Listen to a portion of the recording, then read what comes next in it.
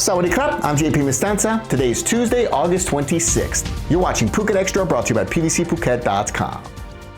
Harn Beach lifeguards say a group of foreign tourists assaulted them just after 2 p.m. on Monday after repeatedly ignoring red flags and orders to leave the dangerous surf. Video posted by Newshawk Phuket shows several men confronting the crew, spitting and throwing punches before dispersing. One lifeguard later stated, "We work very hard at this beach. This year, there have been no fatalities. We will be encouraged to continue our work." Witnesses say whistles and warnings were issued multiple times as monsoon season conditions created strong rip currents at Harn Beach. Online reaction was swift, with many calling for prosecution, fines, deportation, and blacklisting of the attackers, arguing that the behavior endangered both tourists and first responders and risked Phuket's reputation.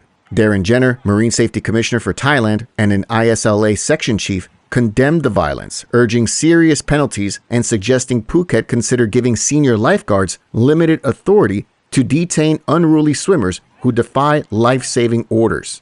Harn and other West Coast beaches are under frequent red flag warnings during the monsoon season, when currents can turn deadly in seconds. Lifeguards are asking everyone, visitors and residents, to respect beach signage, swim only in designated zones when allowed, and stay out of the water when red flags are flying. As Phuket heads through peak surf conditions, officials and beach teams are reinforcing a simple message. Lifeguards are there to keep you alive. Show them respect, follow instructions, and let the island's beaches remain places of joy, not preventable tragedy. For more, visit thephuketnews.com. Police say more than 17,000 foreign visitors have been fined this year for driving without a license on the island.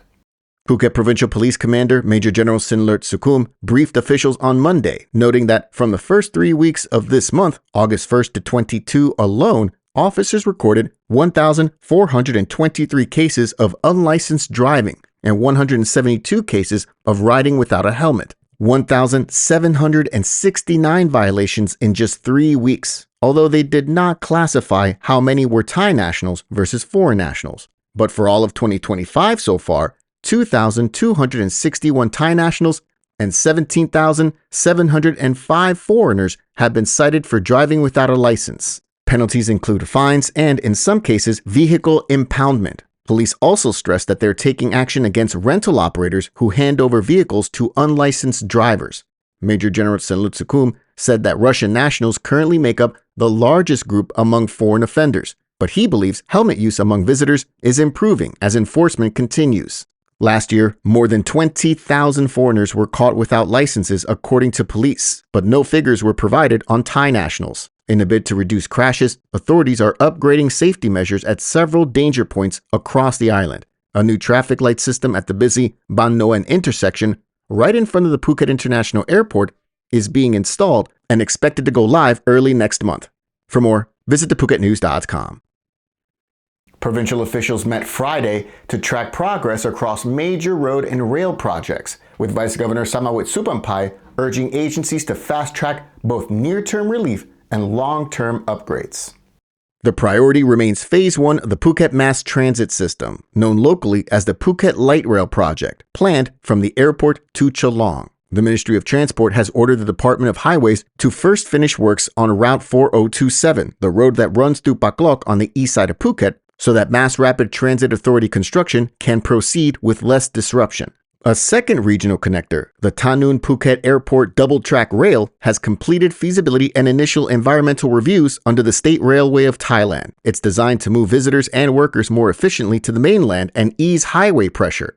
Meanwhile, Phase 1 of the Katu Patong Expressway, the nearly 4-kilometer-long Patong Tunnel project, still awaits cabinet approval. The larger Phase 2 segment, the Muang Mai Kokeo Katu Expressway, is still under environmental and investment study. On to the highway projects now. The widening of Route 4027, Bampara Bang Muang Mai, is now in contractor selection. The widening of 1.95 kilometers of Route 4026, the road connecting the airport to Depkrasatri Road, this project is pending mangrove land permissions. In addition, a new 20 million baht study is being done for a Paklok Bangku connector to bypass the Heroines Monument, Kokeo, and the Bangku choke points. A proposed flyover at routes 402 and 4027 The area connecting Tepkrasatri Road with the top of the Baklok Highway is postponed, though business groups want it revived. Officials also agreed to push fixes at the Talang intersection, Bangkian. For residents, workers, and tourists, especially during peak season, these projects aim to cut commute times, improve safety, and support Phuket's economy whenever they get approved. For more, visit thephuket.news.com.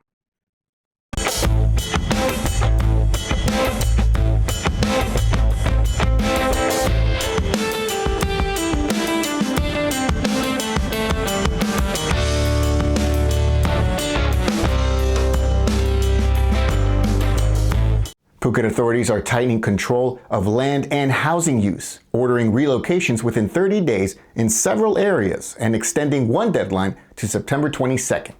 At a provincial land policy meeting chaired by Vice Governor Samawit Supampai, officials reviewed national guidelines for forest dwelling and coastal communities and confirmed actions on the ground. In Ratchada, Myanmar workers living near the fishing port on Koh Sireh were told to vacate in 30 days. Ratchada Mayor Jirayut Songyot acknowledged the order and the uncertainty that many families face about where to go. In Chalong's Bangkok Tanod, mostly Thai residents in unauthorized housing were likewise told to move. By contrast, officials reported progress in Mai Khao. Land inside the Khao Mai Prok Gale Forest Reserve has been allocated to 35 local residents, covering more than 168 rai. The Department of Marine and Coastal Resources also granted use rights to 2 Talang communities, Ao Tokun and Lem Sai Nai Pru.